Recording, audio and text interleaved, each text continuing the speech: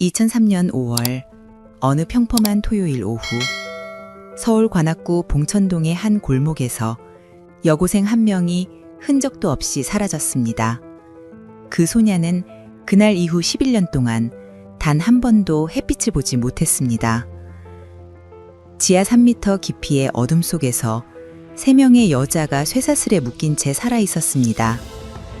그들을 감금한 남자는 매일 아침 동네 사람들에게 커피를 건네며 웃었고 밤이 되면 지하로 내려가 오늘도 우리 가족은 행복해 라고 속삭였습니다.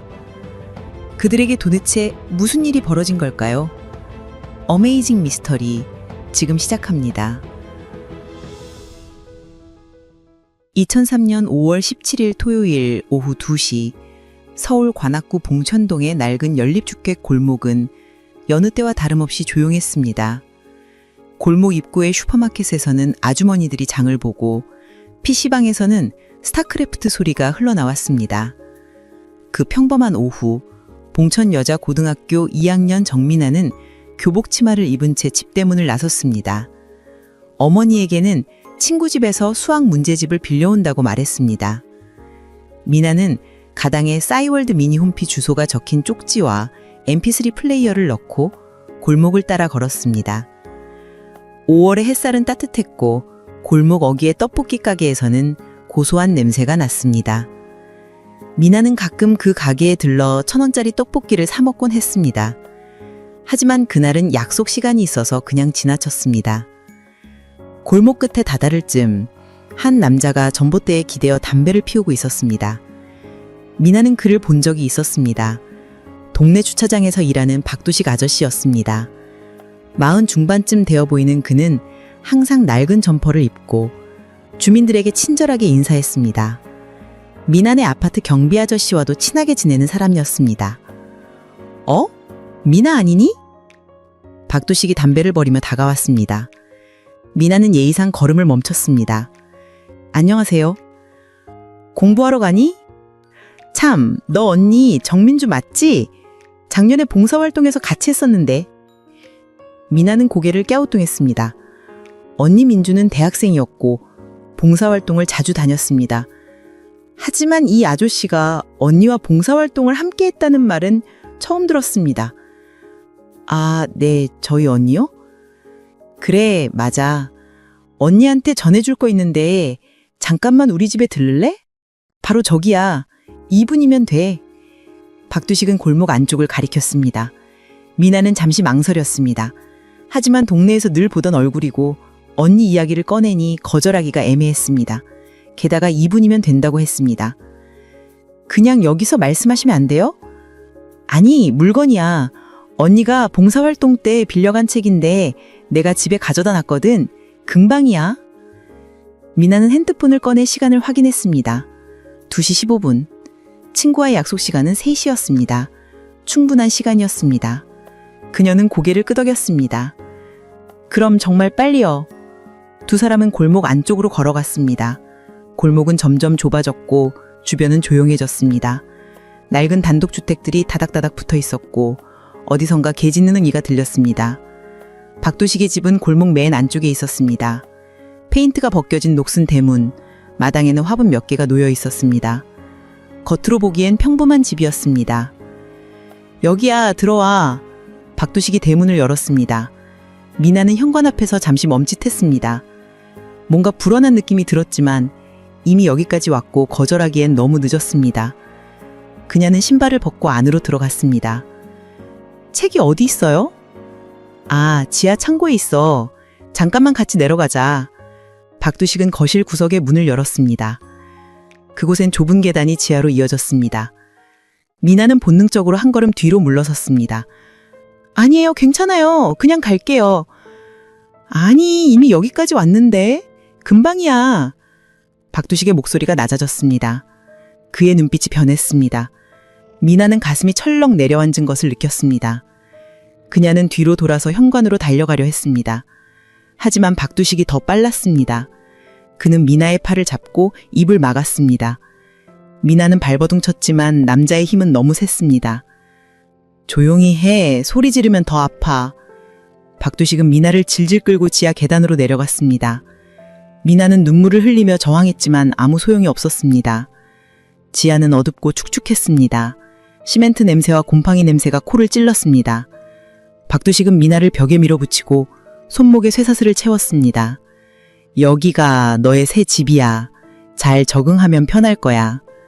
미나는 비명을 지르려 했지만 목소리가 나오지 않았습니다. 공포가 온몸을 얼어붙게 했습니다. 박두식은 계단을 올라가며 문을 닫았습니다.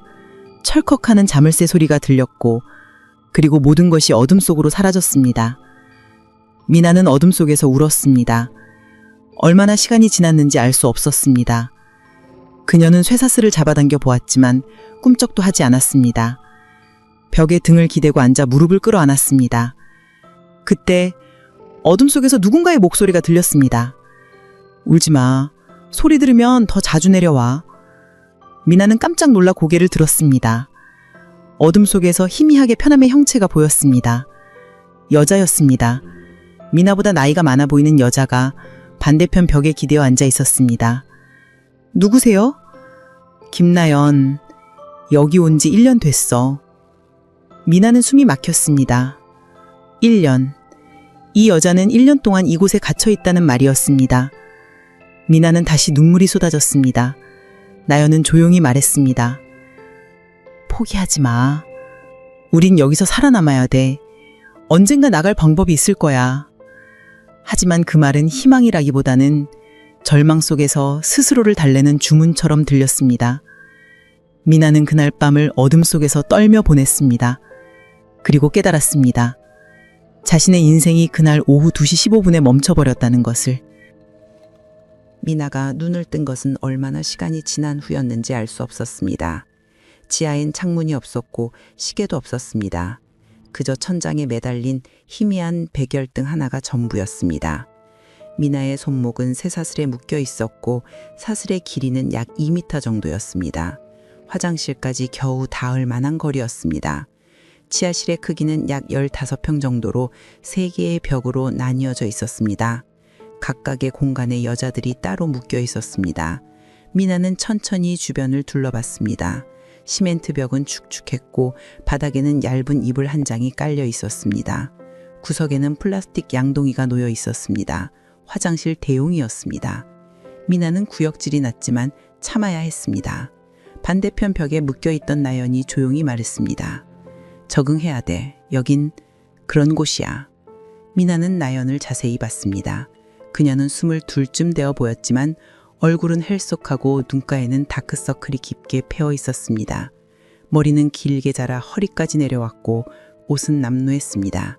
1년 동안 이곳에 갇혀 있었다는 그녀의 말이 거짓이 아니라는 것을 미나는 직감적으로 알 수 있었습니다. 언니는 어떻게 여기 오게 됐어요? 나연은 잠시 말이 없었습니다. 그녀는 천천히 입을 열었습니다. 2002년 4월. 나는 대학생이었어. 홍대 근처에서 동아리 모임 끝나고 집에 가는 길이었는데 그 사람이 길을 물어봤어. 지도를 보여주면서 이 근처 맞냐고. 나는 친절하게 알려줬지. 그런데 갑자기 뒤에서 누가 입을 막았어. 정신 차리니 여기였어. 미나는 숨이 막혔습니다. 나연의 이야기는 자신의 이야기와 너무 비슷했습니다. 평범한 일상 속에서 한순간의 방심으로 인생이 바뀌어버린 것입니다. 저 사람은 왜 울 여기 가둔 거예요? 가족이 갖고 싶대. 진짜 미친놈이야. 자기는 외롭게 살았고 부모님도 일찍 돌아가셔서 가족이 없었다네. 그래서 자기만의 가족을 만들고 싶었대. 말이 되니? 이게 가족이야? 나연의 목소리에는 분노와 체념이 섞여 있었습니다. 미나는 몸서리를 쳤습니다. 박두식은 자신들을 딸처럼 키우고 싶다는 망상에 빠져 있었던 것입니다. 그 순간 위층에서 발소리가 들렸습니다. 나연은 재빨리 미나에게 손짓을 했습니다.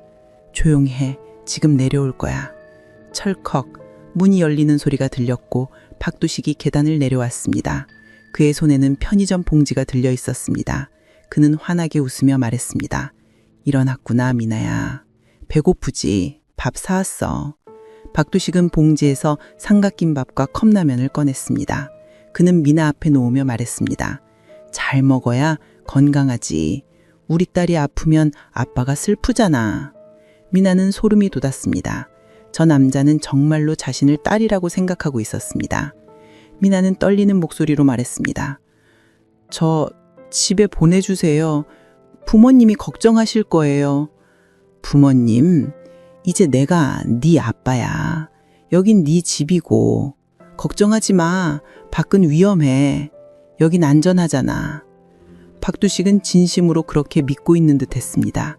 그는 나연에게도 컵라면을 건네며 말했습니다. 나연이도 잘 먹어. 오늘 아빠가 일 끝나고 빨리 왔지? 너희가 보고 싶었거든. 나연은 아무 말 없이 라면을 받았습니다. 그녀는 이미 저항이 소용없다는 것을 알고 있었습니다. 박두식은 두 사람을 번갈아 보며 만족스러운 표정을 지었습니다. 우리 가족 이제 둘이나 됐네. 좋다. 앞으로 더 행복하게 살 거야. 그는 계단을 올라가며 흥얼거렸습니다. 문이 닫히고 다시 자물쇠 소리가 들렸습니다. 미나는 그제야 눈물을 터뜨렸습니다. 나연은 조용히 라면을 먹으며 말했습니다. 울어봤자 소용없어. 일단 먹어. 안 먹으면 저 사람이 화내. 미나는 떨리는 손으로 삼각김밥을 집었습니다. 먹을 수가 없었습니다. 하지만 나연의 말대로 먹지 않으면 안 될 것 같았습니다. 미나는 억지로 한 입 베어 물었습니다. 김밥은 목구멍으로 넘어가지 않았습니다. 그날 밤 미나는 처음으로 지하에서 잠을 잤습니다. 아니, 잠을 잤다기보다는 기절했다고 해야 맞을 것입니다. 공포와 피로가 뒤섞여 의식이 끊어졌습니다. 꿈속에서 미나는 학교에 있었습니다. 친구들과 웃으며 떡볶이를 먹었습니다. 하지만 곧 눈을 뜨면 다시 차가운 시멘트 벽과 쇠사슬이 기다리고 있었습니다. 다음 날 아침 박두식은 다시 내려왔습니다. 이번에는 빵과 우유를 가져왔습니다. 그는 미나에게 말했습니다. 오늘은 네가 여기 규칙을 배워야 해. 우리 집 규칙이 있거든. 박두식은 주머니에서 낡은 수첩을 꺼냈습니다. 그 수첩에는 손글씨로 빼곡히 규칙들이 적혀 있었습니다. 그는 천천히 읽어 내려갔습니다. 첫째, 아빠 말을 잘 들을 것. 둘째, 소리 지르지 않을 것. 셋째, 서로 싸우지 않을 것. 넷째, 탈출 시도하지 않을 것. 다섯째, 매일 아빠에게 감사 인사할 것. 미나는 헛웃음이 나왔습니다. 이게 규칙이라니. 하지만 박두식의 표정은 진지했습니다. 그는 미나를 똑바로 쳐다보며 말했습니다. 규칙 안 지키면 벌 받아. 나연이 한번 벌 받은 적이 있는데 그 후론 잘 지키더라고. 그렇지 나연아. 나연은 고개를 끄덕였습니다. 그녀의 눈빛은 두려움으로 가득했습니다. 미나는 무슨 벌을 받았는지 물어보고 싶었지만 입을 열 수 없었습니다. 박두식은 만족스럽게 웃으며 말했습니다. 착하네. 미나도 나연처럼 착한 딸이 되면 돼. 그럼 우리 행복하게 살 수 있어. 그는 다시 계단을 올라가며 흥얼거렸습니다. 미나는 나연을 바라봤습니다. 나연은 작은 목소리로 말했습니다. 규칙 지켜. 안 그러면 진짜 끔찍해. 미나는 더 이상 묻지 않았습니다. 나연의 표정만으로도 충분히 알 수 있었습니다. 이곳에서 살아남으려면 박두식의 규칙을 따라야 했습니다. 적어도 겉으로는. 그날 오후 미나는 처음으로 지하실을 자세히 관찰했습니다. 탈출구를 찾기 위해서였습니다. 하지만 창문은 없었고 출입구는 위층의 계단뿐이었습니다. 벽은 두꺼운 시멘트로 되어 있었고 쇠사슬은 벽에 깊숙이 박혀 있었습니다. 나연이 말했습니다. 소용없어. 나도 1년 동안 찾아봤어. 방법이 없어. 하지만 미나는 포기하고 싶지 않았습니다. 분명 방법이 있을 것입니다. 언젠가는 나갈 수 있을 것입니다. 미나는 그렇게 스스로를 다독였습니다. 그리고 그날 밤 미나는 엄마를 생각하며 조용히 울었습니다. 나연은 아무 말도 하지 않았지만 그녀도 고개를 돌려 벽을 바라보고 있었습니다. 어쩌면 그녀도 울고 있었는지 모릅니다. 지하실의 시간은 천천히 흘러갔습니다. 하루가 지나고 이틀이 지났습니다. 미나는 점점 감각을 잃어갔습니다. 낮과 밤의 구분이 사라졌고 날짜도 알 수 없었습니다. 그저 박두식이 내려올 때마다 하루가 지났다는 것을 알 뿐이었습니다. 그리고 미나는 깨달았습니다. 이곳에서는 시간조차 박두식의 것이라는 걸. 2003년 5월 말 봉천동 골목. 햇살이 내리쬐는 평범한 오후였습니다. 박두식은 낡은 회색 점퍼를 걸치고 집 앞 골목을 쓸고 있었습니다. 그의 집은 골목 안쪽 끝자락에 있는 단독주택으로 1970년대에 지어진 낡은 건물이었습니다. 페인트는 군데군데 벗겨져 있었고 대문은 녹이 슬어 있었지만 그래도 관리는 나름 되고 있는 편이었습니다. 마당에는 고무나무 화분 몇 개가 놓여 있었고 현관 앞에는 신발이 단정하게 벗겨져 있었습니다. 두식 씨, 오늘도 청소하네요. 옆집 아주머니 김순자가 장바구니를 들고 지나가며 말을 걸었습니다. 박두식은 환하게 웃으며 대답했습니다. 네, 이모님. 골목이 깨끗해야 기분이 좋잖아요. 그래요. 두식 씨 같은 사람이 있으니 동네가 깨끗하지. 다른 젊은 사람들은 쓰레기만 버리고 가는데. 순자는 만족스러운 표정으로 고개를 끄덕이며 지나갔습니다. 박두식은 그녀가 사라질 때까지 웃음을 유지했습니다. 그리고 아무도 없자 표정이 싹 바뀌었습니다. 그는 빗자루를 던지고 집 안으로 들어갔습니다. 봉천동 주민들에게 박두식은 착하고 성실한 사람이었습니다. 그는 2000년부터 이곳에 살았고 근처 아파트 주차장에서 관리 일을 했습니다. 월급은 많지 않았지만 혼자 살기엔 충분했습니다. 그는 술도 담배도 적당히 했고 이웃들에게 친절했습니다. 가끔 슈퍼에서 산 캔커피를 경비실 아저씨들에게 나눠주기도 했습니다. 박씨 참 좋은 사람이야. 혼자 사는데도 성실하게 일하고. 주차장 동료 이철수가 그렇게 말하곤 했습니다. 박두식은 지각도 없었고 일도 열심히 했습니다. 새벽 6시에 출근해서 오후 3시에 퇴근하는 생활을 반복했습니다. 점심시간에는 편의점 도시락을 사 먹었고 퇴근 후에는 집으로 곧장 돌아갔습니다. 가끔 마트에 들러 라면과 김치, 빵 같은 것들을 샀습니다. 항상 필요한 것보다 조금 더 많이 샀지만 아무도 그걸 이상하게 생각하지 않았습니다. 혼자 사니까 한꺼번에 사두는 거겠지. 마트 계산대 직원은 그렇게 생각했습니다. 2003년의 대한민국에서 혼자 사는 중년 남자가 식료품을 많이 사는 건 이상한 일이 아니었습니다. 박두식은 평범했습니다. 너무나 평범해서 아무도 의심하지 않았습니다. 5월 18일 일요일 정민아가 실종된 다음 날 봉천동에는 전단지가 붙기 시작했습니다. 실종자를 찾습니다. 라는 문구와 함께 미나의 사진이 인쇄되어 있었습니다. 미나의 어머니 김형희는 골목 곳곳을 다니며 전단지를 붙였습니다. 박두식의 집 앞 전봇대에도 전단지가 붙었습니다. 박두식은 그 전단지를 보며 웃었습니다. 그는 전단지를 떼어내지 않았습니다. 오히려 그대로 두었습니다.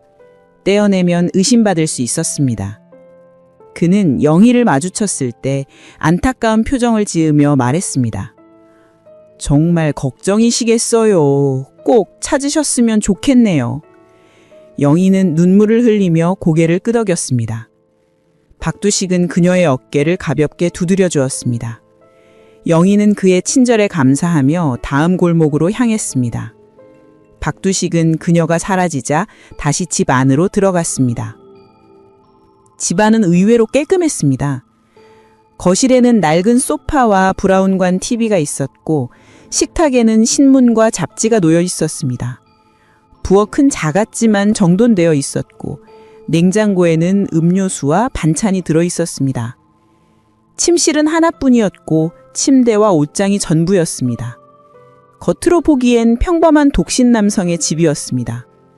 하지만 거실 구석, 낡은 카펫으로 덮인 곳에는 지하로 통하는 문이 있었습니다. 박두식은 카펫을 걷어내고 문을 열었습니다. 차갑고 습한 공기가 올라왔습니다. 그는 계단을 내려가며 중얼거렸습니다. 우리 딸들 배고프겠네. 지하에는 미나와 나현이 쇠사슬에 묶여인 채 앉아 있었습니다.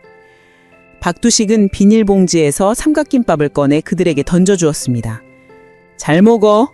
오늘은 가족끼리 식사하는 날이야. 미나는 김밥을 보며 구역질이 났습니다. 하지만 먹지 않으면 안 됐습니다. 그녀는 억지로 한 입 배웅 울었습니다.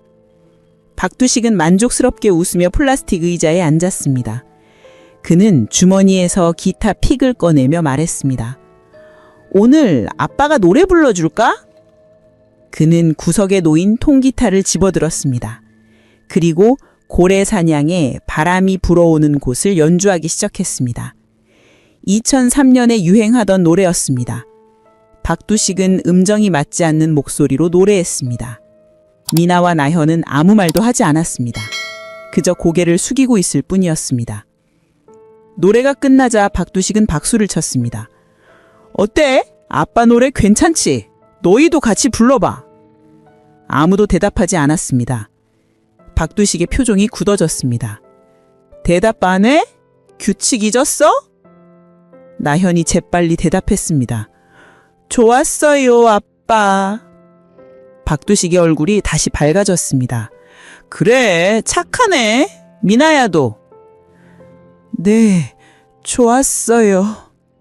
그렇게 착한 딸이 되는 거야. 박두식은 만족스럽게 고개를 끄덕이고 기타를 제자리에 놓았습니다. 그는 계단을 올라가며 말했습니다. 오늘 밤은 일찍 자. 내일 아빠 일 가야 돼. 문이 닫히고 좌물쇠 소리가 들렸습니다. 미나는 그제서야 숨을 내쉬었습니다. 나연이 작게 속삭였습니다. 잘했어. 저 사람 기분 맞춰주는 게 제일 중요해. 그날 밤 위층에서는 TV 소리가 들렸습니다. 박두식은 뉴스를 보고 있었습니다. 앵커는 봉천동 여고생 실종 사건을 보도하고 있었습니다. 경찰은 주변을 수색 중이며 목격자를 찾고 있다고 했습니다. 박두식은 라면을 먹으며 뉴스를 보았습니다. 그의 표정은 무덤덤했습니다. 마치 남의 일을 보는 것처럼요. 다음 날 아침 박두식은 평소처럼 출근했습니다. 주차장에서 동료들을 만났을 때 그는 미나 실종 사건에 대해 이야기했습니다.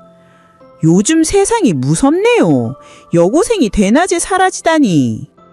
동료들은 고개를 끄덕이며 동의했습니다. 진짜 부모들 걱정이 이만저만 아니겠소. 딸 가진 집은 밤에 혼자 못 다니게 해야 돼. 박두식은 신박한 표정으로 맞장구를 쳤습니다. 그리고 속으로 웃었습니다. 아무도 몰랐습니다. 그들이 찾고 있는 소녀가 바로 박두식의 집 지하에 있다는 걸. 박두식은 그날도 성실하게 일했습니다. 차량 출입을 관리하고 주차 요금을 받고 청소를 했습니다. 평범한 하루였습니다. 오후 3시, 퇴근 시간. 박두식은 편의점에 들러 컵라면과 삼각김밥, 생수를 샀습니다. 항상보다 조금 더 많이 샀습니다. 편의점 알바생은 영수증을 건네며 말했습니다. 오늘 많이 사시네요. 응, 집에 손님 와.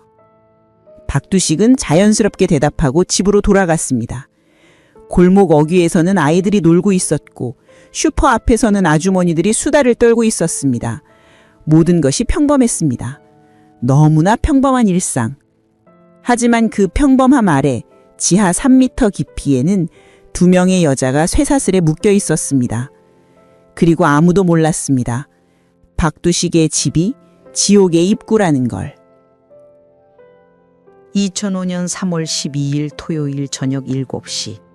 노량진 고시촌의 좁은 골목은 형광등 불빛으로 환했습니다. 독서실에서 공부를 마친 수험생들이 하나둘씩 나와 저녁을 먹으러 갔습니다.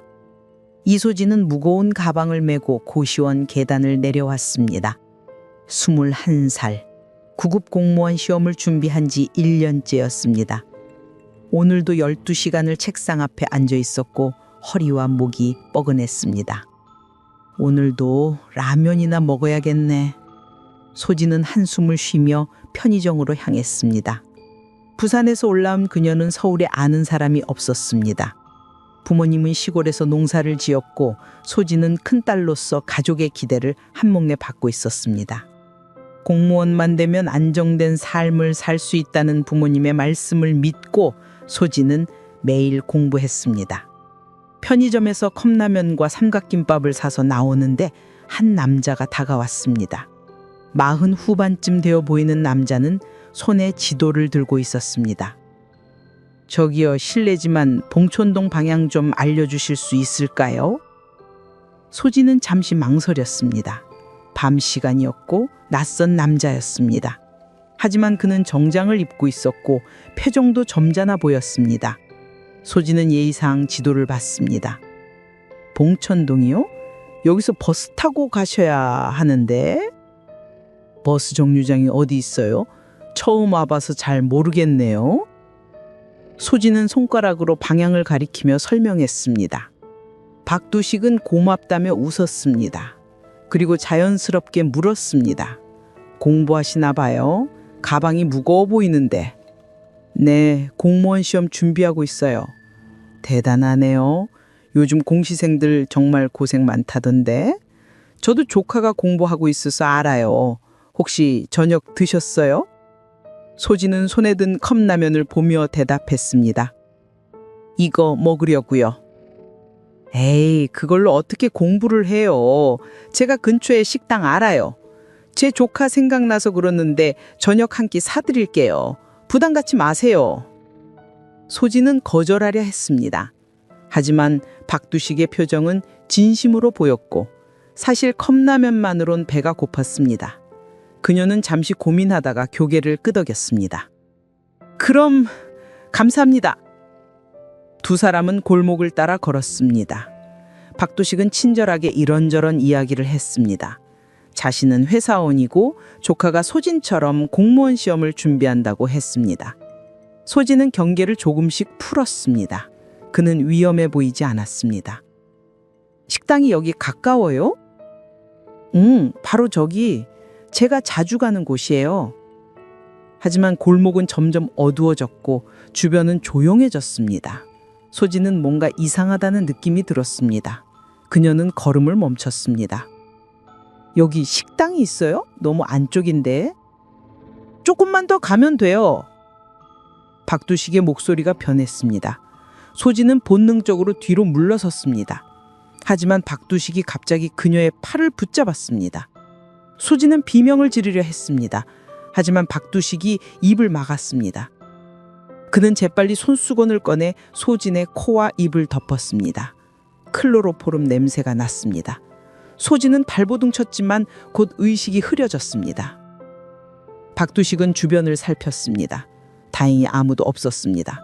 그는 소진을 들쳐업고 자신의 차로 향했습니다. 2005년에 노량진 골목은 CCTV가 거의 없었고 사람들은 각자의 일에 바빴습니다. 아무도 박두식을 의심하지 않았습니다. 30분 후 소진은 봉천동 지하실에서 눈을 떴습니다. 손목에는 차가운 무거운 쇠사슬이 채워져 있었습니다. 그녀는 비명을 지르려 했지만 입에 테이프가 붙어 있었습니다. 소진은 공포에 떨며 주변을 둘러보았습니다. 어둡고 습한 지하실. 그리고 다른 쪽 벽에는 2명의 여자가 있었습니다. 미나는 이제 19살이었습니다. 2년 동안 지하에 갇혀 지냈고 얼굴은 창백했습니다. 머리는 허리까지 자랐고 눈빛은 생기를 잃었습니다. 나연은 25이 되었지만 30살처럼 보였습니다. 3년의 감금 생활이 그녀를 늙게 만들었습니다. 나연이 조용히 말했습니다. 소리 지르지 마. 테이프 떼줄게. 나연은 쇠사슬이 닿는 범위 안에서 소진에게 다가갔습니다. 그녀는 조심스럽게 테이프를 떼어냈습니다. 소진은 숨을 헐떡이며 물었습니다. 여기가 어디예요? 저 남자는 누구고요? 박두식, 우리를 가둔 미친놈이야. 여긴 그 집 지하야. 소진은 믿을 수 없는 표정으로 두 여자를 바라보았습니다. 그들의 모습은 말이 필요 없었습니다. 이곳에 오래 갇혀 있었다는 것을 한눈에 알 수 있었습니다. 얼마나 여기 계셨어요? 미나가 힘없이 대답했습니다. 나는 2년, 나연 언니는 3년. 소진은 숨이 막혔습니다. 2년, 3년, 그 긴 시간을 이 지하에서 상상할 수 없었습니다. 소진은 쇠사슬을 잡아당겼지만 꿈쩍도 하지 않았습니다. 탈출해야 돼요. 방법이 있을 거예요. 나연이 쓴웃음을 지었습니다. 3년 동안 찾아봤어. 없어. 이 쇠사슬은 벽 깊숙이 박혀 있고 저 문은 밖에서만 열려. 창문도 없어. 그때 윗중에서 발소리가 들렸습니다. 세 여자는 동시에 입을 다물었습니다. 문이 열리고 박두식이 계단을 내려왔습니다. 그는 환하게 웃으며 말했습니다. 일어났구나, 소진아. 놀랬지? 괜찮아. 여긴 안전한 곳이야. 소진은 분노와 공포가 뒤섞인 목소리로 소리쳤습니다. 당장 풀어줘요. 경찰에 신고할 거예요. 박두식의 표정이 굳어졌습니다. 그는 천천히 소진에게 다가갔습니다. 경찰, 여긴 아무도 몰라. 소리 질러도 소용없어. 이 집은 방음이 잘 돼 있거든. 그는 주머니에서 낡은 수첩을 꺼냈습니다. 우리 집 규칙이 있어. 첫째, 아빠 말을 잘 들을 것. 둘째, 아빠? 미쳤어요? 당신 같은 사람이? 박두식은 소진의 뺨을 때렸습니다. 소진은 바닥에 쓰러졌습니다. 미나와 나연은 숨을 죽였습니다. 박두식은 차갑게 말했습니다. 규칙 첫 번째, 아빠 말을 잘 들을 것. 어겼으니 벌 받아야지. 그는 소진의 머리채를 잡아 끌었습니다. 소진은 비명을 질렀지만 박두식은 개의치 않았습니다. 그는 소진을 구석으로 끌고 가 물이 담긴 양동이에 머리를 집어넣었습니다. 소진은 숨을 쉴 수 없었습니다. 몇 초가 지났고 박두식은 그녀를 끌어올렸습니다. 소진은 기침을 하며 숨을 헐떡였습니다. 규칙 잘 지켜. 안 그러면 더 아파. 박두식은 만족스럽게 고개를 끄덕이고 계단을 올라갔습니다. 문이 닫히고 자물쇠 소리가 들렸습니다. 소진은 바닥에 쓰러져 울었습니다. 미나가 다가와 소진의 등을 쓰다듬었습니다. 참아야 돼. 저항하면 더 심해져. 소진은 눈물 범벅이 된 얼굴로 미나를 보았습니다. 미나의 눈에는 이미 체념이 가득했습니다. 2년 동안 그녀가 배운 것은 저항보다 수능이었습니다. 소진은 그제야 깨달았습니다. 이곳에서는 싸울 수 없다는 것을, 살아남으려면 박두식의 규칙을 따라야 한다는 것을. 그날 밤 세 여자는 각자의 공간에서 잠을 청했습니다. 아니, 잠을 청했다기보다는 의식을 잃었습니다. 지하실에는 세 사람의 숨소리만 들렸습니다. 박두식은 윗중에서 TV를 보며 맥주를 마셨습니다. 화면에서는 드라마가 방영되고 있었습니다. 평범한 가족의 이야기였습니다. 박두식은 만족스럽게 웃었습니다. 이제 진짜 가족이 생겼네. 3명의 딸. 그는 맥주잔을 들어 건배하는 신용을 했습니다. 그리고 중얼거렸습니다. 우리 가족 행복하게 살자. 하지만 지하 3m 아래서는 3명의 여자가 절망 속에서 눈물을 흘리고 있었습니다. 2008년 2월, 지하실의 공기는 여전히 차갑고 축축했습니다. 미나는 이제 22살이었습니다. 5년이 흘렀지만 그녀는 여전히 17살의 교복 입은 소녀처럼 느껴졌습니다. 시간이 멈춘 것 같았습니다. 나연은 28이 되었고 6년의 감금 생활은 그녀를 완전히 바꿔놓았습니다. 한때 대학생이었던 그녀는 이제 생기 없는 눈빛을 가진 여자가 되어 있었습니다. 하지만 나연의 눈빛에는 뭔가 다른 것이 있었습니다. 포기가 아닌 결심이었습니다. 그녀는 3개월 전부터 비밀스러운 작업을 시작했습니다. 박두식이 가끔 가져다주는 통조림 캔. 나연은 그 캔의 뚜껑 부분을 조심스럽게 떼어냈습니다. 얇고 날카로운 금속 조각이었습니다. 그녀는 그것을 이불 밑에 숨겼습니다. 밤마다 박두식이 잠든 후 나연은 그 금속 조각으로 벽을 긁었습니다. 쇠사슬이 박힌 시멘트 벽의 틈을.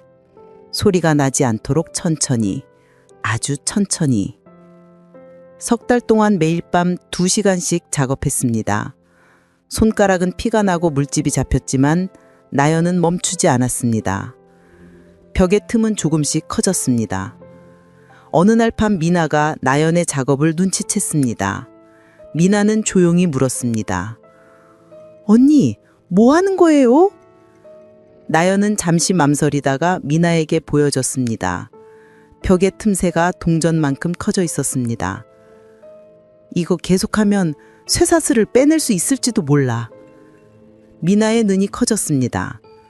5년 만에 처음 느끼는 희망이었습니다. 저도 도와줄게요. 아니, 넌 하지 마. 들키면 위험해. 나 혼자 하는 게 나아. 언니 혼자는 너무 오래 걸려요. 같이 해요. 나연은 고민했습니다. 하지만 미나의 눈빛을 보니 거절할 수 없었습니다. 두 사람은 밤마다 교대로 작업했습니다. 한 명이 작업하면 다른 한 명은 위층에 소리를 들었습니다. 박두식이 내려오는 소리가 들리면 즉시 멈추는 시기였습니다. 한 달이 더 지났습니다. 2008년 3월 중순, 벽의 틈은 주먹만큼 커졌습니다. 조금만 더 하면 쇠사슬을 빼낼 수 있을 것 같았습니다. 나연은 흥분을 감추지 않았습니다. 조금만 더야. 일주일만 더 하면 돼. 하지만 그날 밤 실수가 일어났습니다. 미나가 작업 중에 금속 조각이 바닥에 떨어졌습니다. 짤랑. 작은 소리였지만 고요한 지하실에서는 크게 들렸습니다. 세 사람은 숨을 죽였습니다. 소진도 이제는 나연의 계획을 알고 있었습니다. 몇 분이 지났습니다. 아무 일도 일어나지 않았습니다. 미나는 안도의 한숨을 쉬었습니다. 하지만 그때 위층 문이 열렸습니다. 발소리가 계단을 내려왔습니다. 박두식이 내려오고 있었습니다. 밤중에. 나연은 재빨리 금속 조각을 이불 밑에 숨겼습니다. 미나는 몸을 웅크리고 잠든 척했습니다. 하지만 박두식은 바로 나연에게로 왔습니다. 그는 손전등을 켜고 나연의 얼굴을 비쳤습니다. 뭐 했어? 아무것도 안 했어요. 거짓말 하지 마. 소리 들었어. 박두식은 나연의 이불을 걷어냈습니다. 그리고 금속 조각을 발견했습니다. 그의 얼굴이 일그러졌습니다. 이게 뭐야? 나연은 대답하지 않았습니다.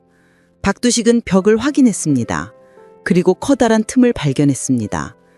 그의 손이 떨렸습니다. 분노가 아니라 배신감이었습니다.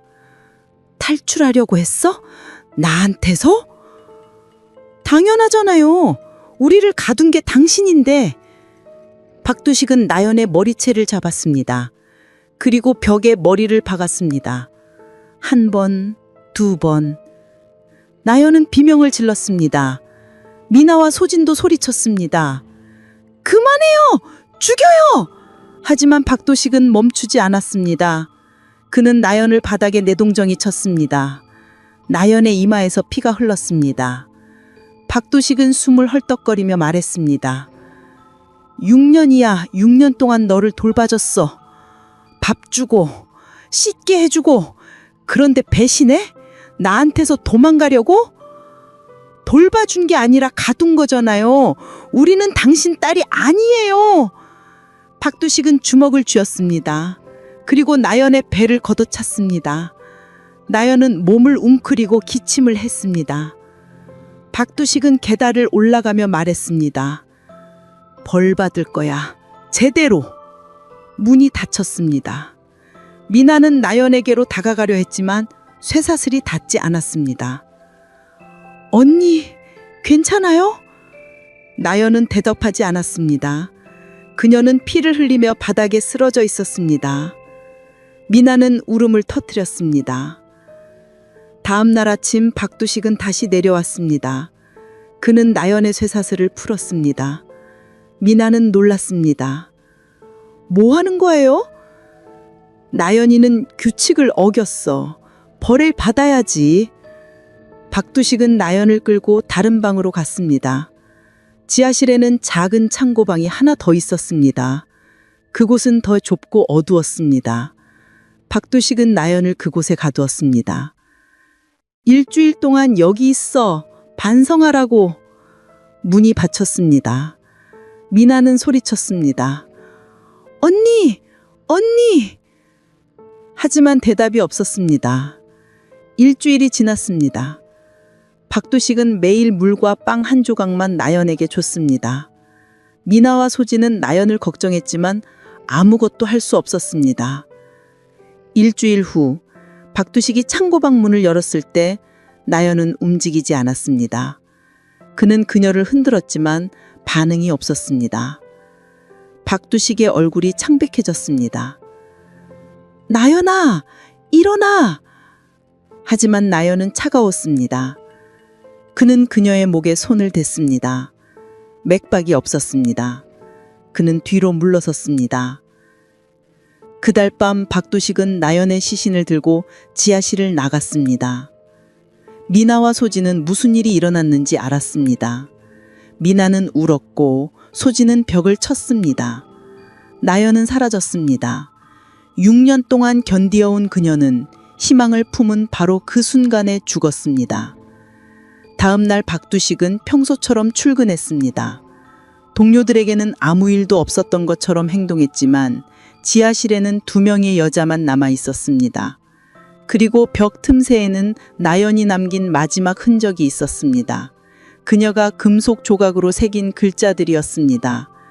누가 살아남든 우리를 세상에 알려줘. 미나는 그 글자를 보며 눈물을 흘렸습니다. 그리고 다짐했습니다. 언젠가 나가면 나연 언니의 이야기를 꼭 알릴 거라고. 하지만 그때는 몰랐습니다. 자신에게도 더 긴 지옥이 기다리고 있다는 것을. 2009년 1월, 미나는 이상한 증상을 느꼈습니다. 메스꺼움과 어지러움, 생리도 2달째 하지 않았습니다. 23살의 미나는 무슨 일인지 직감적으로 알았습니다. 그녀는 소진을 바라봤습니다. 소진도 미나의 창백한 얼굴을 보고 알아챘습니다. 설마 임신한 거 아니야? 미나는 대답하지 않았습니다. 하지만 눈물이 흘러내렸습니다. 지난 몇 달 동안 박두식은 미나를 더 자주 찾았습니다. 나연이 죽은 후 그는 미나에게 집착했습니다. 미나는 저항했지만 소용없었습니다. 그리고 이제 그 결과가 나타났습니다. 일주일 후 박두식도 눈치챘습니다. 미나의 몸이 달라지고 있었습니다. 그는 미나의 배를 만지며 물었습니다. 임신한 거야?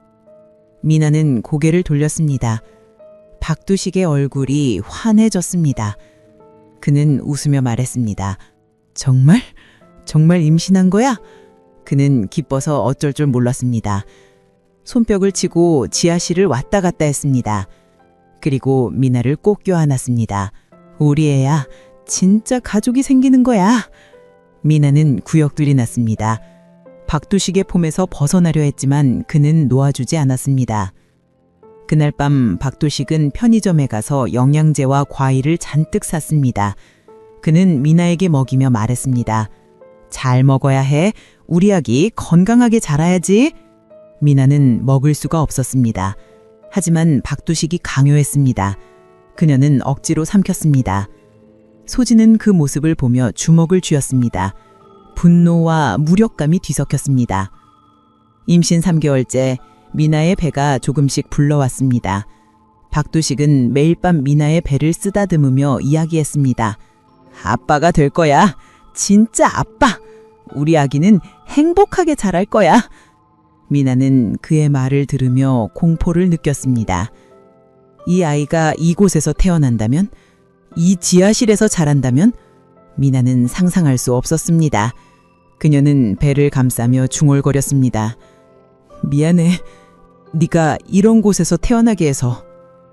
임신 5개월째 미나의 몸은 많이 힘들어졌습니다.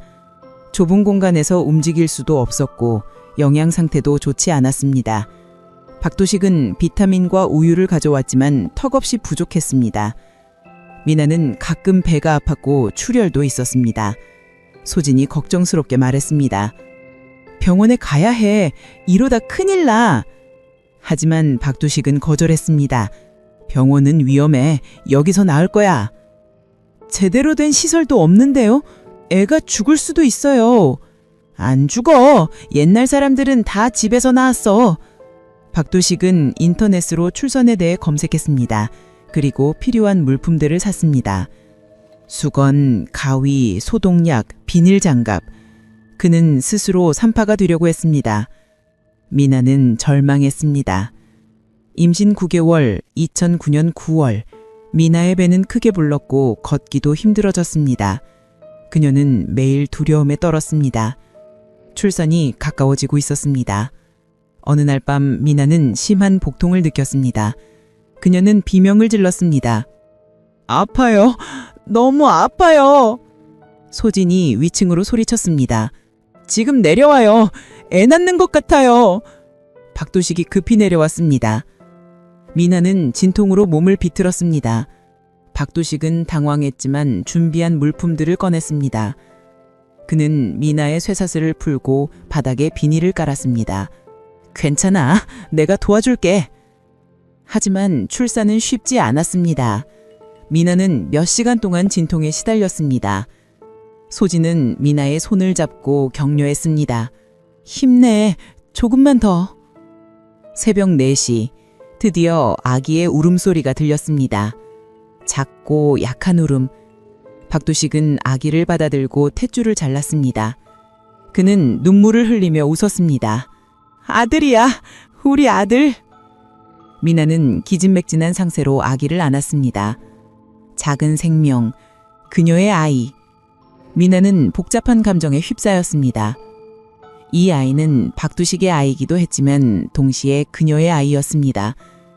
미나는 아기를 꼭 안으며 울었습니다. 미안해. 정말 미안해.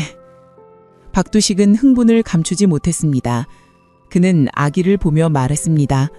이제 진짜 가족이야. 완벽한 가족. 나는 아빠고 미나는 엄마고 소진이는 이모야. 소진은 구역질이 났습니다.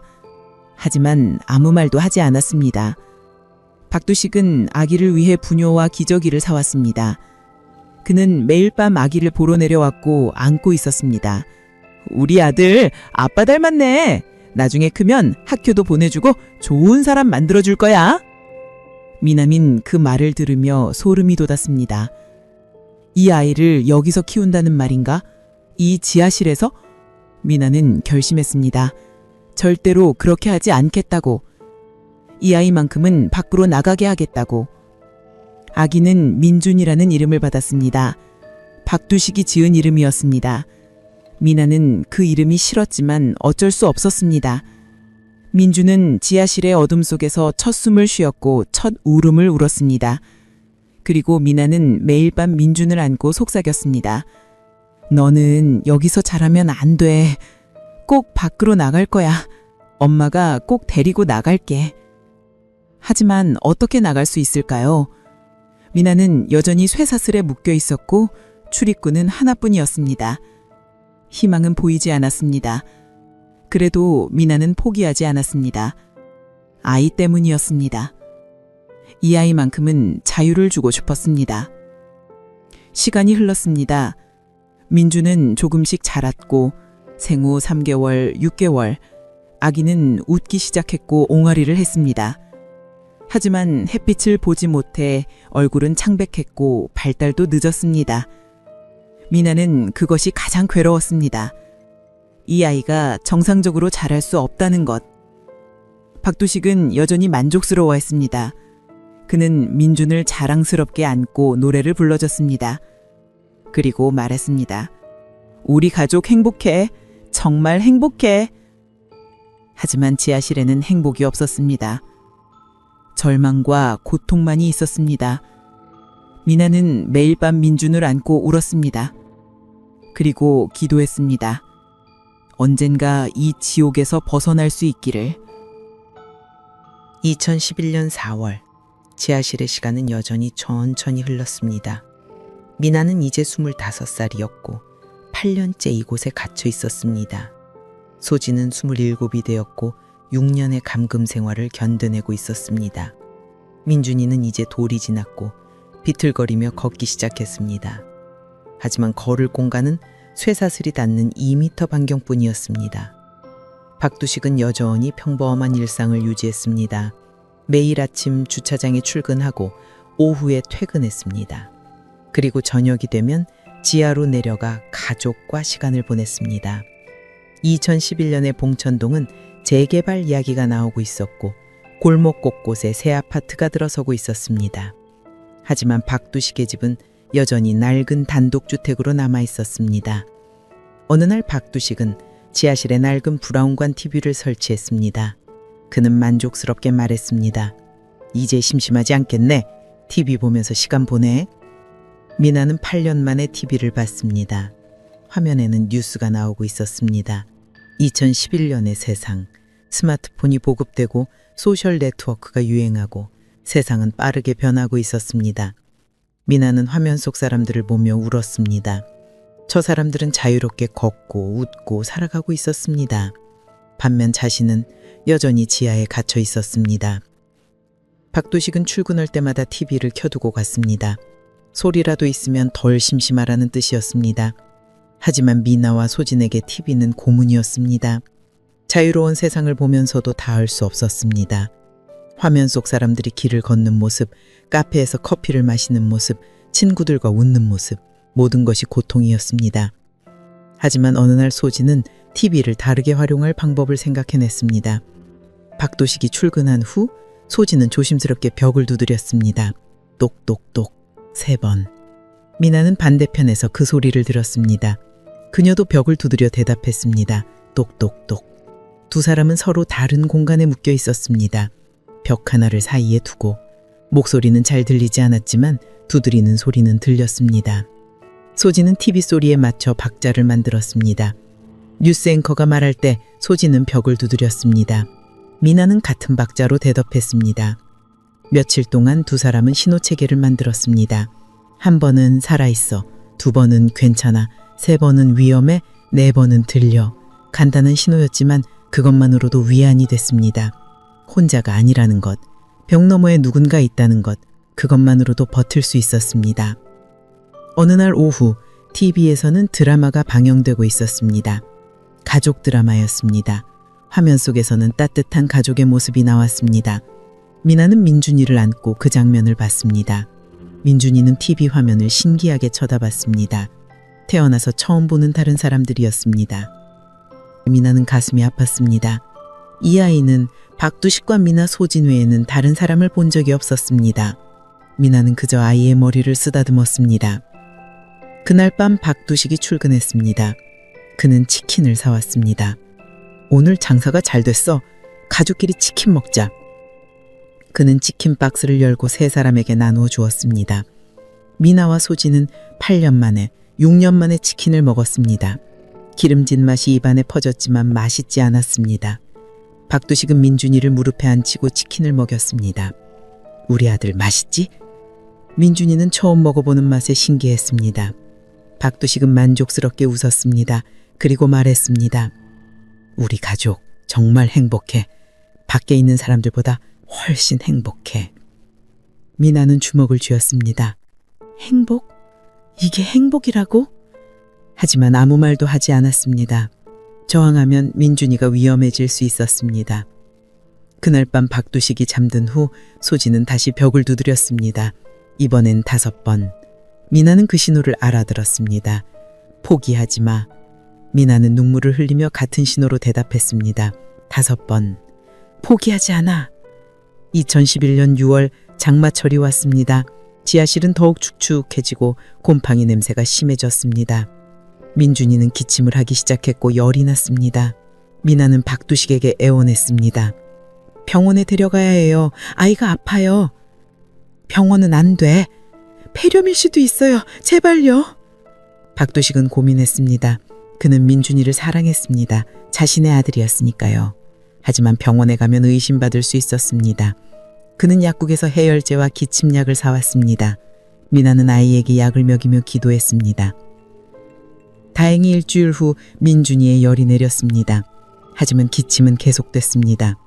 지하실의 습한 공기 때문이었습니다. 미나는 절망했습니다. 이 아이가 이곳에서 더 자라면 건강을 잃을 것입니다.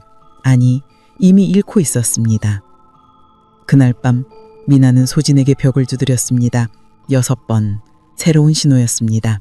탈출하자. 소진은 잠시 망설이다 대답했습니다. 6번. 그래. 두 사람은 나연의 실패를 기억했습니다. 하지만 이제는 달랐습니다. 민준이가 있었습니다. 이 아이를 위해서라도 나가야 했습니다. 미나와 소진은 밤마다 벽을 두드리며 계획을 세웠습니다. 신호로 의사소통하며 기회를 기다렸습니다. 언젠가는 박두식이 실수할 것입니다. 문을 제대로 잠그지 않을 거나 쇠사슬을 풀어놓을 거나 그때를 기다려야 했습니다. 미나는 매일 밤 민준이를 안고 속삭였습니다. 조금만 기다려. 우리 곧 나갈 거야. 소진도 벽에 기대어 중얼거렸습니다. 반드시 나간다. 살아서. 지하실의 어둠 속에서 두 여자는 희망의 불씨를 지폈습니다. 나연이 벽에 새긴 글자처럼 누가 살아남든 우리를 세상에 알려줘. 그 약속을 지키기 위해 두 사람은 포기하지 않았습니다. TV에서는 여전히 자유로운 세상이 흘러나왔고 벽 너머에서는 서로를 격려하는 신호가 울려 퍼졌습니다. 그것이 그들이 살아갈 수 있는 유일한 이유였습니다. 2014년 4월 3일 목요일 아침 6시 박두식의 핸드폰 알람이 울렸습니다. 그는 평소보다 30분 일찍 일어났습니다. 오늘은 주차장 시설 점검이 있는 날이었고 일찍 출근해야 했습니다. 그는 서둘러 세수를 하고 옷을 갈아입었습니다. 지하로 내려가 아침 식사를 준비할 시간도 없었습니다. 그는 식탁 위에 빵 몇 개를 놓고 지하로 내려갔습니다. 오늘 일찍 나가야 돼. 빵 먹고 있어. 미나와 소진은 아직 잠들어 있었습니다. 민준이만 눈을 비비며 일어났습니다. 박두식은 아들의 머리를 쓰다듬고 계단을 올라갔습니다. 그리고 문을 닫았습니다. 철컥. 자물쇠를 잠그는 소리. 하지만 뭔가 이상했습니다. 소리가 평소와 달랐습니다. 박두식은 시계를 봤습니다. 6시 20분. 지각할 것 같았습니다. 그는 자물쇠를 제대로 확인하지 않고 급히 집을 나섰습니다. 지하실에서 미나는 그 소리를 들었습니다. 11년 동안 매일 듣던 자물쇠 소리. 하지만 오늘은 달랐습니다. 완전히 잠긴 소리가 아니었습니다. 미나는 조심스럽게 일어났습니다. 소진 또 눈을 떴습니다. 뭐야? 소리가 이상했어. 자물쇠 소리가. 두 사람은 숨을 죽였습니다. 혹시 모른다. 11년 만의 기회일지도. 미나는 민준이를 깨웠습니다. 준아, 일어나. 조용히 해야 돼. 민준이는 4살이었습니다. 엄마의 진지한 표정을 보고 고개를 끄덕였습니다. 미나는 쇠사슬이 닿는 끝까지 가서 계단을 올려다 봤습니다. 문이 보였습니다. 그리고 문틈으로 희미한 빛이 새어나왔습니다. 미나의 심장이 뛰었습니다.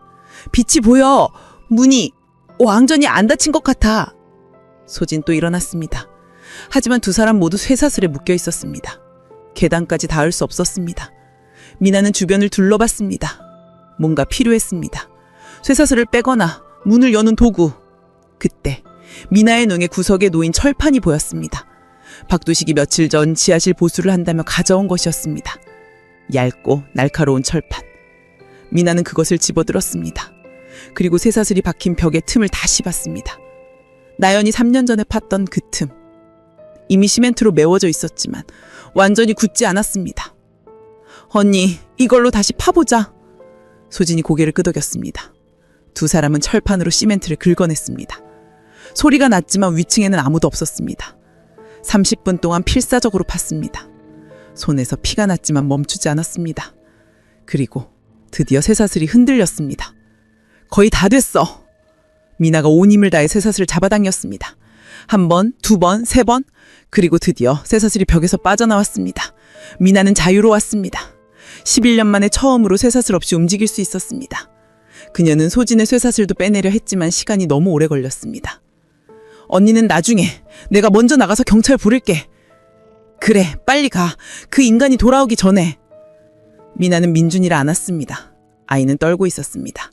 미나는 계단을 올라갔습니다. 11년 동안 꿈꿨던 순간이었습니다. 손이 떨렸습니다. 손잡이를 잡았습니다. 그리고 돌렸습니다. 문이 열렸습니다. 햇빛이 쏟아져 들어왔습니다. 눈이 부셨습니다. 11년 만에 보는 햇빛. 미나는 눈물이 쏟아졌습니다. 민준이는 처음 보는 밝은 빛에 놀라 울음을 터뜨렸습니다. 괜찮아, 괜찮아. 우리 나온 거야. 미나는 거실로 나왔습니다. 낡은 소파, 브라운관 TV, 식탁. 11년 전 끌려 들어올 때 봤던 그 풍경이었습니다. 하지만 이제는 다른 의미였습니다. 탈출의 통로였습니다. 미나는 현관으로 달려갔습니다. 신발도 신지 않았습니다. 맨발로 대문을 열고 밖으로 나왔습니다. 2014년 4월의 봉청동 골목, 오전 7시. 출근하는 사람들이 지나다니고 있었습니다. 미나는 그 광경에 압도당했습니다. 사람들, 차들, 건물들, 하늘, 구름. 모든 것이 낯설고 신기했습니다. 민준이는 미나의 품에서 떨며 주변을 둘러봤습니다. 세상, 처음 보는 세상이었습니다. 도와주세요. 제발 도와주세요. 미나는 지나가는 사람들에게 소리쳤습니다. 하지만 사람들은 이상하게 쳐다만 봤습니다. 미나의 모습은 끔찍했습니다. 창백한 얼굴, 헝그러진 머리, 남루한 옷, 맨발, 마치 귀신 같았습니다. 사람들은 피해서 지나갔습니다. 제발요. 저 11년 동안 갇혀 있었어요. 경찰 불러주세요. 한 아주머니가 멈춰 섰습니다. 김순자. 11년 전에도 이 골목에 살던 그 아주머니였습니다. 그녀는 미나를 자세히 봤습니다. 아가씨, 무슨 일이에요? 저 지하에 갇혀 있었어요. 박두식이라는 사람이 저를 제발 경찰 불러주세요. 순자는 핸드폰을 꺼냈습니다. 그녀는 112에 전화를 걸었습니다. 여보세요? 경찰이죠? 여기 봉청동인데요. 이상한 여자가 있어요. 11년 동안 갇혀 있었대요. 5분 후 경찰차가 도착했습니다. 2명의 경찰관이 내렸습니다. 그들은 미나를 봤습니다. 무슨 일이십니까? 미나는 떨리는 목소리로 말했습니다. 저 정민혜입니다. 2003년 5월 17일에 실종됐어요. 저기 집 지하에 11년 동안 갇혀 있었고 지금도 한 명이 더 있어요. 이소진이요. 제발 구해주세요. 경찰관들은 서로를 봤습니다. 그들은 처음에는 믿지 못하는 표정이었지만 미나의 절박한 눈빛과 민준이의 창백한 얼굴을 보고 뭔가 심상치 않다는 것을 느꼈습니다. 일단 저희가 확인하겠습니다. 저 집이요? 미나가 가리킨 집으로 경찰관들이 들어갔습니다. 대문을 열고 현관을 지나 거실 구석의 문을 열었고 지하로 내려갔습니다. 그곳에는 소진이 쇠사슬에 묶여 울고 있었습니다. 저기요! 여기요! 저 좀 풀어주세요! 경찰관들은 충격을 받았습니다. 정말로 지하에 여자가 갇혀 있었습니다. 그들은 급히 무전기를 꺼냈습니다. 본부, 긴급 상황입니다. 봉청동에 감금 사건 발생, 피해자 2명, 용의자 추적이 필요. 30분 만에 봉청동 골목은 경찰차와 앰뷸런스로 가득 찼습니다. 미나와 소진은 들것에 실려 병원으로 이송됐습니다. 민준이도 함께 갔습니다. 기자들이 몰려들었고 카메라 플래시가 터졌습니다. 이웃들은 믿을 수 없는 표정으로 지켜봤습니다. 박두식 씨가? 그렇게 착한 사람이? 11년 동안이나 가뒀다고? 세상에, 이런 일이 우리 동네에서. 오후 2시, 박두식은 주차장에서 체포됐습니다. 경찰이 들이닥치자 그는 도망치려 했습니다. 하지만 주차장 입구가 막혀 있었습니다. 그는 결국 무릎을 꿇었습니다. 수갑이 채워졌습니다. 동료들은 믿을 수 없는 표정으로 그를 봤습니다. 박 씨가 그런 짓을? 경찰차에 실린 박두식은 고개를 숙였습니다. 11년 동안 유지했던 평범한 가면이 벗겨진 순간이었습니다. 그날 저녁 뉴스는 이 사건을 대대적으로 보도했습니다. 2003년 실종된 정민아 씨, 11년 만에 구조, 봉청동 지하 감금 사건 충격. 앵커의 목소리가 전국에 울려 퍼졌습니다. 11년 동안 닫혀있던 지하의 문이 드디어 열렸습니다. 2014년 4월 4일 서울경찰청 강력반 조사실. 형광등 불빛 아래 박두식이 앉아 있었습니다. 49살의 그는 하루 만에 완전히 다른 사람이 되어 있었습니다. 어제까지만 해도 평범한 주차장 관리인이었던 남자는 이제 11년간 3명의 여성을 감금한 범죄자였습니다. 형사 2명이 그의 맞은편에 앉았습니다. 박두식 씨, 다시 묻겠습니다. 피해자가 몇 명입니까? 박두식은 고개를 숙인 채 대답했습니다. 3명이요. 이름을 말해보세요. 정민아, 김나연, 이소진. 형사는 메모를 했습니다. 정민아와 이소진은 구조됐습니다. 하지만 김나연은 어디 있습니까? 김나연은 어디 있습니까? 박두식은 한참 동안 침묵했습니다. 그리고 떨리는 목소리로 말했습니다.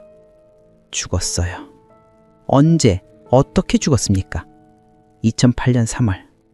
제가 벌을 줬는데 형사는 책상을 쳤습니다. 벌? 감금하고 학대하고 죽인 게 벌이라고 생각합니까? 박두식은 대답하지 않았습니다. 형사는 계속 추궁했습니다. 시신은 어디 있습니까? 산에 묻었어요. 관악산 등산로 옆에. 경찰은 즉시 수색팀을 파견했습니다. 2014년 4월 5일 관악산 등산로에서 약 50m 떨어진 숲속에서 유골이 발견됐습니다. 얕게 묻혀 있었고 6년의 세월이 흘렀지만 의류 조각과 머리카락이 남아 있었습니다. 국과수 감식 결과 김나연의 유골이 맞았습니다. 22에 실종돼 28에 죽은 그녀는 6년 만에 세상으로 돌아왔습니다. 같은 날 경찰은 박두식의 집을 정밀 수색했습니다. 지하실은 범죄 현장으로 봉쇄됐고 감식반이 들어갔습니다.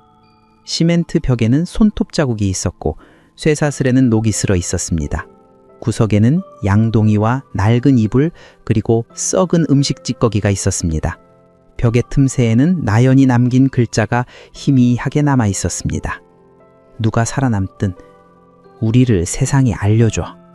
감식관은 사진을 찍으며 기록했습니다. 이 글자는 나연의 마지막 메시지였습니다. 그리고 미나와 소진이 그 약속을 지켰습니다. 살아남아서 세상에 알렸습니다. 박두식의 침실에서는 낡은 수첩이 발견됐습니다. 검은색 표지의 수첩. 경찰이 펼쳐보니 그 안에는 섬뜩한 기록들이 빼곡히 적혀 있었습니다. 첫 페이지에는 제목이 적혀 있었습니다. 나의 가족 일기. 2002년 4월 15일. 나연이를 데려왔다. 처음으로 가족이 생겼다. 행복하다. 2003년 5월 17일. 미나를 데려왔다. 이제 딸이 둘이다. 완벽한 가족이 돼가고 있다. 2005년 말 12일. 소진이를 데려왔다. 3명의 딸. 이제 진짜 가족 같다. 형사는 수첩을 넘기며 치를 떨었습니다. 박두식은 이 끔찍한 범죄를 가족 만들기라고 생각했습니다. 일기에는 피해자들의 생일, 식사 메뉴, 그리고 자신이 벌을 준 날짜들이 기록돼 있었습니다. 마치 정상적인 가족 일기처럼 쓰여 있었지만 내용은 범죄의 기록이었습니다. 2008년 3월 20일. 나연이가 규칙을 어겼다. 탈출을 시도했다. 벌을 줬는데 일어나지 않았다. 어떻게 해야 할지 모르겠다. 2009년 9월 14일. 미나가 아이를 낳았다. 아들이다. 내 아들. 정말 행복하다. 이제 진짜 아빠가 됐다. 수첩의 마지막 페이지에는 이렇게 적혀 있었습니다. 2014년 4월 3일. 오늘 아침 늦은 잠 잤다. 서둘러 출근했다. 저녁에 가족들과 저녁 먹어야지. 하지만 그는 저녁에 집으로 돌아가지 못했습니다. 경찰서로 연행됐습니다. 11년간의 범죄가 끝난 순간이었습니다. 병원에서는 미나와 소진이 치료를 받고 있었습니다. 신체 검사 결과는 충격적이었습니다. 미나는 심각한 영양실조와 비타민 D 결핍 그리고 정신적 트라우마를 줬고 있었습니다. 11년 동안 햇빛을 보지 않아 뼈 밀도가 심각하게 낮았고 치아도 상태가 좋지 않았습니다. 소진도 마찬가지였습니다. 6년의 감금 생활은 그녀의 몸을 망가뜨렸습니다. 민준이의 상태는 더 심각했습니다. 4살이지만 발달이 심각하게 지연돼 있었고 언어 능력도 또래의 반밖에 수준이 안 됐습니다. 햇볕을 처음 본 아이는 계속 눈을 감고 있었고 밝은 곳을 무서워했습니다. 의사는 고개를 저었습니다. 지하에서만 자란 아이입니다. 정상적인 발달이 불가능했어요. 장기적인 치료가 필요합니다. 미나는 아들을 안고 울었습니다. 이 아이의 인생은 지하실에서 시작됐습니다. 그 사실이 너무 괴로웠습니다. 2014년 4월 7일 검찰은 박두식을 기소했습니다. 혐의는 특수감금, 특수강간, 살인, 사체유기, 아동학대였습니다. 언론은 이 사건을 대대적으로 보도했습니다. 봉천동 지하 감금 사건, 11년의 악몽, 지하방의 비극, 전국이 충격에 빠졌습니다. 재판이 시작됐습니다. 법정에서 박두식은 처음으로 피해자들과 마주쳤습니다. 미나와 소진은 증인석에 섰습니다. 미나는 떨리는 목소리로 진술했습니다. 저는 17살에 납치됐습니다. 11년 동안 지하에 갇혀 있었습니다. 쇠사슬에 묶여 살았고 매일 죽고 싶었습니다. 하지만 살아남았습니다. 세상에 알리기 위해서. 소진도 증언했습니다. 저는 공무원 시험을 준비하던 21살이었습니다. 6년을 빼앗겼습니다. 제 청춘을, 제 꿈을, 제 인생을. 그 사람은 우리를 가족이라고 불렀지만 그건 감옥이었습니다. 박두식은 고개를 숙였습니다. 변호인은 정신감정을 요청했습니다. 하지만 감정 결과 박두식은 정상이었습니다. 그는 자신의 행동이 범죄라는 것을 알고 있었습니다. 단지 자신의 욕망을 우선시했을 뿐입니다. 재판부는 엄중한 표정으로 말했습니다. 피고인은 11년 동안 3명의 여성을 감금하고 학대하며 1명을 사망에 이르게 했습니다. 이는 인간의 존엄성을 짓밟은 극악무도한 범죄입니다. 2014년 10월 4일 1심 판결이 내려졌습니다. 무기징역. 박두식은 표정 없이 판결문을 들었습니다. 방청석에서는 미나와 소진이 서로를 껴안고 울었습니다. 나연의 부모님도 법정에 있었습니다. 그들은 딸의 유골함을 품에 안고 조용히 눈물을 흘렸습니다. 재판이 끝나고 기자들이 몰려들었습니다. 미나는 카메라 앞에서 말했습니다. 김나연 언니를 잊지 말아주세요. 그녀는 끝까지 희망을 잃지 않았습니다. 우리를 세상에 알려달라고 했습니다. 저는 그 약속을 지켰습니다. 그날 저녁 뉴스는 판결 소식을 보도했습니다. 봉천동 지하 감금 사건은 대한민국을 충격에 빠뜨렸고 사회 안전망에 대한 논의를 촉발시켰습니다. 어떻게 11년 동안 아무도 몰랐을까? 어떻게 한 사람이 이런 범죄를 저지를 수 있었을까? 답은 간단했습니다. 박두식은 너무 평범했습니다. 너무 조용했습니다. 그래서 아무도 의심하지 않았습니다. 그것이 바로 가장 큰 비극이었습니다. 2014년 가을, 서울 외곽의 한 조용한 주택가. 미나는 새 이름으로 새로운 삶을 시작했습니다. 정부 지원으로 마련된 보호시설에서 그녀는 천천히 세상에 적응하고 있었습니다. 28살이었지만 마치 17살 소녀가 11년의 시간을 건너뛴 것 같았습니다. 2003년에 멈춰버린 그녀의 시간은 2014년에 다시 흐르기 시작했습니다. 심리치료는 쉽지 않았습니다. 미나는 밤마다 악몽을 꿨습니다. 지하실의 어둠, 쇠사슬 소리, 박두식의 목소리. 그녀는 비명을 지르며 깼고 민준이를 꼭 안았습니다. 상담사는 말했습니다. 시간이 필요합니다. 트라우마는 하루아침에 사라지지 않아요. 미나는 고개를 끄덕였습니다. 그녀는 알고 있었습니다. 11년의 상처는 11년 이상의 시간이 필요하다는 것을. 하지만 포기하지 않았습니다. 민준이 때문이었습니다. 이 아이에게 정상적인 엄마가 되어주고 싶었습니다. 민준이는 특수교육을 받기 시작했습니다. 5살이 된 아이는 이제 밖을 조금씩 받아들이고 있었습니다. 처음에는 햇빛을 무서워했지만 이제는 창밖을 내다보며 웃었습니다. 하늘을 보고 새를 보고 나무를 보며 신기해했습니다. 미나는 그 모습을 보며 눈물을 흘렸습니다. 이 아이가 정상적인 삶을 살 수 있을 것 같았습니다. 소진은 다른 곳에서 재활 중이었습니다. 그녀는 29살이 되었고 6년을 잃었습니다. 공무원 시험은 이미 의미가 없었습니다. 부산의 부모님은 딸을 데려갔지만 소진은 적응하기 힘들었습니다. 세상은 너무 빠르게 변했습니다. 2005년과 2014년은 완전히 다른 세상이었습니다. 스마트폰, SNS, 모든 것이 낯설었습니다. 하지만 소진은 강했습니다. 그녀는 상담을 받으며 조금씩 회복했습니다. 그리고 결심했습니다. 같은 피해를 당한 사람들을 돕겠다고. 그녀는 범죄 피해자 지원센터에서 자원봉사를 시작했습니다. 자신의 경험을 나누고 다른 피해자들에게 희망을 주었습니다. 저도 살아남았어요. 여러분도 할 수 있습니다. 2015년 봄 미나와 소진은 나연의 무덤을 찾았습니다.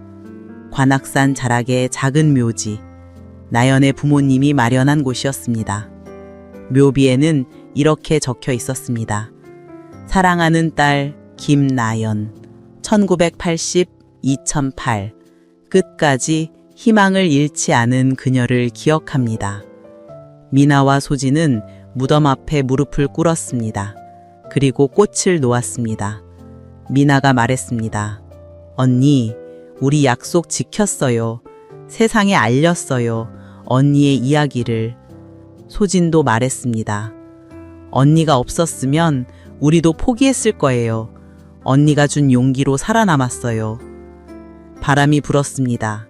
마치 나연이 대답하는 것 같았습니다. 두 사람은 한참 동안 묘비 앞에 앉아 있었습니다. 그리고 일어섰습니다. 이제 앞으로 나아가야 했습니다.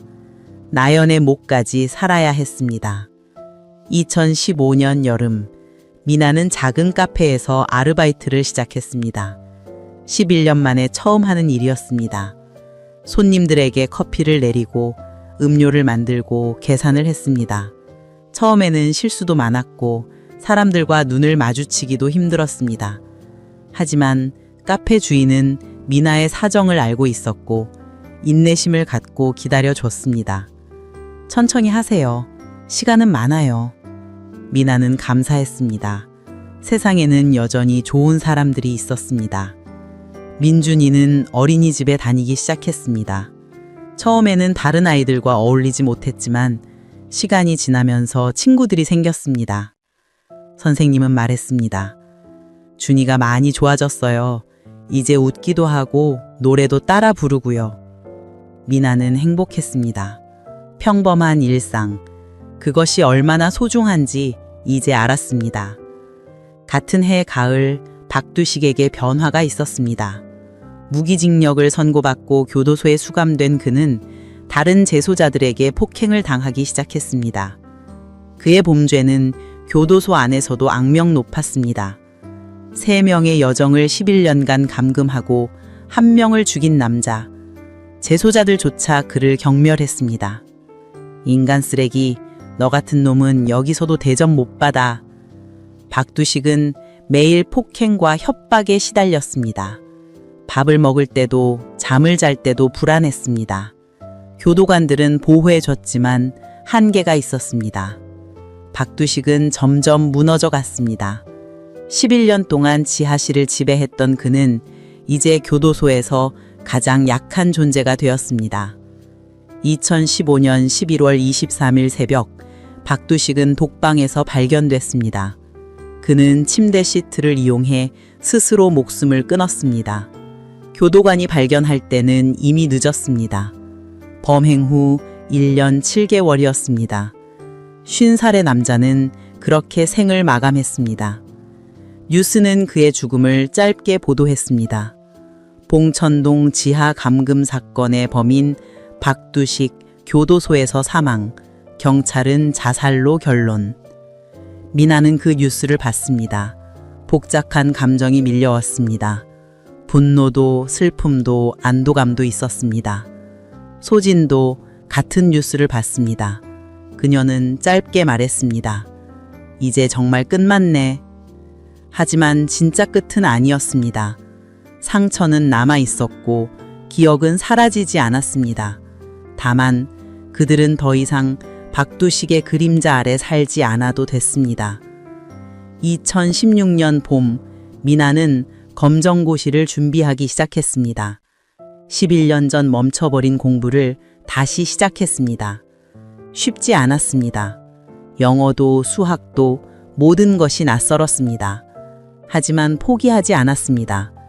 민준이가 학교에 가는 날 엄마도 고등학교 졸업장을 받고 싶었습니다. 소진은 사회복지사 자격증을 준비했습니다. 같은 고통을 당한 사람들을 전문적으로 돕고 싶었습니다. 그녀는 책을 읽고 공부하고 시험을 봤습니다.